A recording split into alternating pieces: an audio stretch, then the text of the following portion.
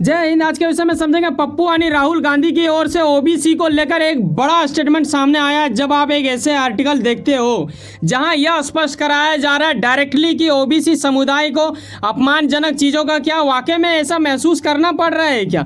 यहां आप ये देखते हैं कि सरकार में करीब 90 सेक्रेटरी में से मात्र 3 ही ऐसे लोग हैं जो कि ओबीसी से आते हैं, ऐसा राहुल गांधी जी का कहना है। अब ये मन में आपके प्रश्न अवश्य आएगा कि आखिर इनके पीछे इनका अर्थ क्या है, क्या ये जताना चाह रहे हैं। चाहेंगे इस वीडियो को बारीकी से समझने से पहले आपको इस प्रश्न को थोड़ा बहुत अपने जहन में दौड़ाना पड़ेगा, तभी जाके अब ये चीज़ों को समझ पाएंगे। वो ये है कि क्या वाकई में बीजेपी सरकार ओबीसी को मूर्ख बना रही है या फिर कांग्रेस नेता राहुल गांधी का आरोप एक षड्यंत्र है चुनावी 2024 के लिए। क्योंकि आपको यह तो बखूबी पता होगा भाई साहब कि चुनाव साल 2024 कितना निकट आ रहा है। ऐसे में हर वो नेता कुछ ऐसे मुद्दे को पकड़ना चाहता है जो आग की तरह फैले, लोग ज़्यादा उससे लगाव महसूस करें और वो बने रहे चर्चे में। तो ये कहीं ना कहीं जिक्र करना ही पड़ेगा। साथ में ये मैं बताना चाहूँगा, वीडियो को आप बारीकी से समझो उससे पहले, क्या आप बता सकते हो मुझे कि इस देश में 142 करोड़ देशवासी, ये आपको पता है, लेकिन कितने ओबीसी संख्या है ये आपको अगर मैं पूछूं तो शायद आप चुप रह जाओगे या फिर किसी और से पूछोगे तो वो भी आपको सही जवाब नहीं दे पाएगा। ऐसा राहुल गांधी जी का कहना है। कितना सच है कितना झूठ है इन सभी विषयों के ऊपर चर्चा करेंगे।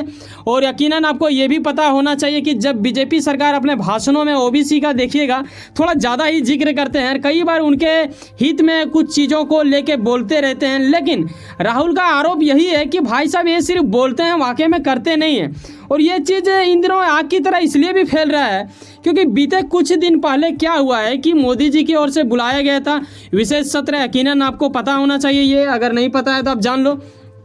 और उसमें नारी को लेकर काफ़ी ज़्यादा फैसला लिया गया, एक्स्ट्रा चीज़ों के ऊपर भी मुद्दा का बात उठाया गया और उसी दरमियान ये सब मुद्दा भी उठने लगा है।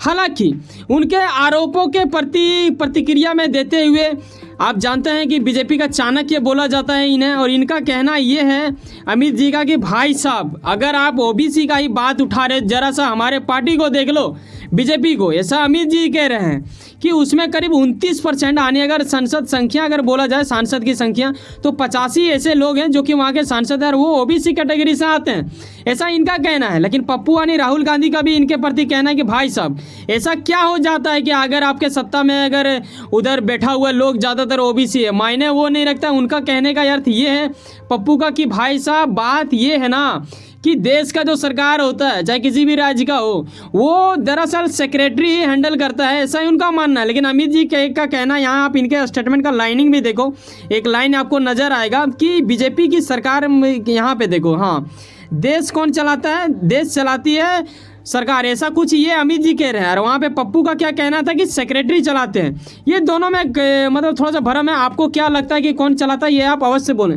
लेकिन कहीं ना कहीं अगर देखा जाए ना तो कांग्रेस के दिग्गज नेता माने जाने वाले राहुल गांधी का भी बातों में थोड़ा दम नज़र आ रहा है। क्यों आ रहा है, ये 21 तारीख को लोकसभा में क्या कहते हैं, ये आपको ने पीछे भी देखा कि 90 सेक्रेटरी में से 3 का बात किया गया। और जो सबसे गजब वाली बात है वो ये है कि भाई साहब आपको ये तो यकीनन पता होना चाहिए ना, जब भी किसी राज्य और किसी देश को चलाने के लिए बजट एक ऐसा चीज़ होता है जो काफ़ी अधिक मायने रखता है। ऐसे में 5%, बस 5% ही ओबीसी सेक्रेटरी हैंडल करते हैं इस चीज़ को। अब सवाल ये आएगा कि कहीं ना कहीं ये चीज़ माइंड में घूमेगा ओबीसी लोगों को, क्या इंडिया में मात्र 5% ही ओबीसी है क्या, तभी तो इतना कम है क्या। ये कई प्रकार के अलग अलग प्रश्न आते हैं और इन्होंने ये याद दिलाया ये कि अगर देश में ओबीसी की संख्या अगर 5% है तब तो कोई बात नहीं है, अगर उससे ज़्यादा है।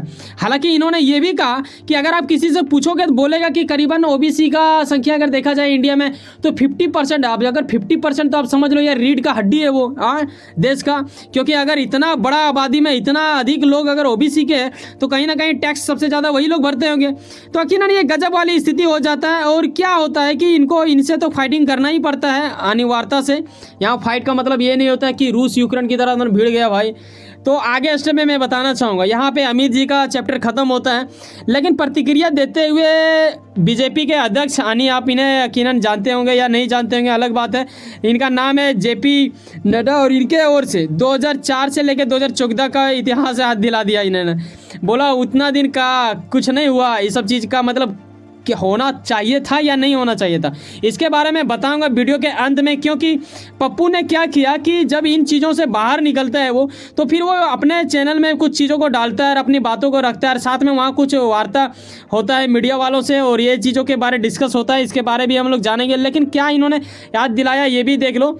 2004 से 2014 तक इनका सत्ता था, आपको यकीनन पता होगा। और ऐसे में यूपीए का इनका सरकार चल रहा था, आपको ये भी जानना चाहिए। उन लोग जैसे कि इन लोग का एनडीए गठबंधन है ना बीजेपी का, उस प्रकार उन लोग का भी हुआ करता था। और ये सवाल मायने इसलिए रखता है, हुआ करता था इसलिए क्योंकि गठबंधन इंडिया भी इन लोगों ने बना लिया।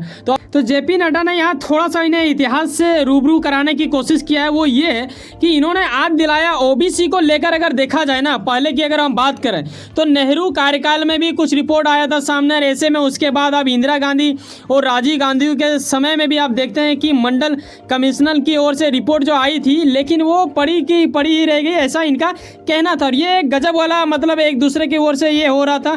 और कहीं ना कहीं अगर आप देखें थोड़ा इतिहास पलटे तो आपको पता चलेगा कि 1992 में सुप्रीम कोर्ट की ओर से ऐसा कुछ आया। और फिर ये क्या होता है कि सर्विसेज में ओबीसी को रिजर्वेशन दो, ऐसा कुछ जिक्र किया गया। और बाद में जाके 1995 से 1996 में ऑल इंडिया सर्विसेज में ओबीसी एसटी एससी रिजर्वेशन मिलना शुरू हुआ। तो ये आपको पता होना चाहिए आपके निजी जानकारी के लिए और आपके परीक्षा को भी लेकर, तो ये एक बड़ी बात होता है। लेकिन अब हम वीडियो के अंत स्टेप में आएंगे जहां हम यह स्पष्ट करवाएंगे आपको कि राहुल गांधी ने ये तो संसद में लोकसभा में अपनी बातों को रखा, वहां तक ठीक था, लेकिन ये बाहर निकल के अपने बातों को क्या रखते हैं ये जानने वाली बात होगा। जब ये कुछ ऐसे पत्रकारों से मिलते हैं जहां जवाब सवाल किए जाता है, ये बखूबी अच्छा तरीकों से जवाब देते हैं, अपनी बातों को बखूबी रख पाते हैं। वो ये है कि ओबीसी समुदाय का अपमान ये एक बड़ी बात होता है। अगर आप ओबीसी हैं और आप अगर ऐसा सुनेंगे तो कहीं ना कहीं आपको बुरा लगेगा, लेकिन बुरा लगने से पहले मैं चाहूँगा कि आपको इसके ऊपर विचार भी करना चाहिए। क्या वाकई में आपको पता है क्या कि देश में कितना ओबीसी है? की इनका तो ये भी कहना है कि भाई साहब बीजेपी हमसे काफ़ी ज़्यादा गुस्सा रहता है, ऐसा पप्पू का राहुल जी का कहना है। अब सवाल यहाँ ये आ रहा है कि राहुल गांधी का अब ये भी सवाल मन में आता होगा या फिर नहीं आता होगा, ये अलग वाली बात होगा, लेकिन इन्होंने इस बात को जरूर रखा है इस मीडिया वालों के पास। वो ये है कि विपक्ष दल ना जाति जनगणना का बात जैसे ही करता है, बीजेपी सरकार की ओर से भटकाने के लिए अलग मुद्दा को इधर उधर करता है। तो ये गजब वाले आरोप है। अगर आप देखें तो डायरेक्टली इनडायरेक्टली कहीं ना कहीं नारी शक्ति वंदन अधिनियम का भी मतलब जिक्र किया इन्होंने, और साथ में ये भी कहा कि भाई साहब ये अच्छी बात है, लेकिन ये कब लागू होगा ये कहने वाली बात है। मेरे अनुसार तो अभी हो जाए तो वो ही बेटर है, लेकिन ऐसा होगा नहीं, 8 से 10 साल भी लग सकता है, ऐसा इनका कहना था। ये एक इनका भूमिका था। लेकिन किसी पत्रकार ने, देखो पत्रकार किसी से ये थोड़े होता है भाई, वो तो सवाल पूछेगा ही। उन्होंने डायरेक्टली इससे पूछा कि सर आप ये बोल रहे हो ठीक है, आप ओबीसी के प्रति थोड़ा ज़्यादा ही लगाव महसूस करके आप बोल रहे हो, अच्छी बात है, होना ही चाहिए, लेकिन ये बात बताइए जब 2010 में आप लोगों की सरकार थी जहां यूपीए की सत्ता था, उस वक्त भी ओबीसी के बिल के ऊपर चर्चा हुआ था, ऐसा करके मैटर लाने की कोशिश की गई थी, काफ़ी जिद्दोजहद प्रयास था, लेकिन उस वक्त क्यों नहीं किया गया? ये क्या उस वक्त नहीं हो सकता था क्या? ऐसे में राहुल गांधी ने बड़ा ही विनम्रतापूर्वक ये कहा कि भाई साहब मैं उस चीज़ को एक्सेप्ट करता हूं और मुझे बेहद हद तक खेद है कि ऐसा नहीं हुआ। अगर उस वक्त हो जाता तो आज हमें ये चीज़ करने की ज़रूरत नहीं था, लेकिन हम चाहते हैं कि बदलाव हो, ऐसा ये चाहते हैं। साथ में यहाँ मैं एक एग्जांपल देना चाहूँगा अपने ओर से। वो ये है कि देखो यार, बचपन में जब मैं पैदा हुआ था ना तो रेंगता था, जब मुझे चलना है तो मैंने रेंगना छोड़ दिया। और जब आप देखो किसी भी देश का ना जब पक्ष विपक्ष की बात होता है तो लोग क्या करते हैं कि उनका इतिहास को याद दिलाने लगते हैं, ये में चल जाते हैं। अगर हम बी तक बढ़ गए तो हमें ऑप्शन यहाँ पे बी को ही सोचना चाहिए, करना चाहिए। ठीक है, इनसे गलती हुआ, अब बीजेपी की सरकार को ये कर देना चाहिए, जल्द से जल्द जाति जनगणना होना चाहिए, इससे कई चीज़ों को लेके फ़ायदा भी होगा। और इनका ये भी कहना था, एक पत्रकार का ये भी सवाल था कि भाई साहब ये बताओ, अगर आपकी सरकार आती है, यानी गठबंधन इंडिया जो आप बनाए वो अगर आ जाता है तो क्या ये सब होगा? तो इन्होंने उम्मीद जताया है कि वाकई में ऐसा कुछ किया जाएगा और हम लोग कोशिश काफ़ी जिद्दोजहद प्रयास रखेंगे, ऐसा इन्होंने आज दिलाया। वैसे सुनो ना, कहीं ना कहीं कुछ ना कुछ काम करते होंगे, लेकिन अपने काम के प्रति काफ़ी ज़्यादा उम्मीद रखते होंगे, लेकिन आपका मेहनत आपका मंजिल बन के मिले। वैसे सुनो ना, सब्सक्राइब कर लो, पावर ऑफ चांस से जुड़े रहो। वैसे चलो मिलते हैं किसी नेक्स्ट वीडियो में। जाने से पहले एक बात ख्याल रखना भाई साहब, जब आप 7, 8, 9, 10 मिनट हमारे साथ समय बिताते हो ना तो कहीं ना कहीं एक लगाव बनता है। सब्सक्राइब जो कि बिल्कुल फ्री होता है, एक संख्या आपका एक सब्सक्राइब, आपको अंदाज़ा नहीं है कि हमारे लिए कितना बड़ा मायने वाला बात रखता है। ऐसे विषय में हम चाहेंगे कि बिल्कुल करके जाएं, और वाकई में अगर आपको लगता है कि हमारे अंदर गुणवत्ता है तो फिर भाई साहब जय हिंद जय भारत।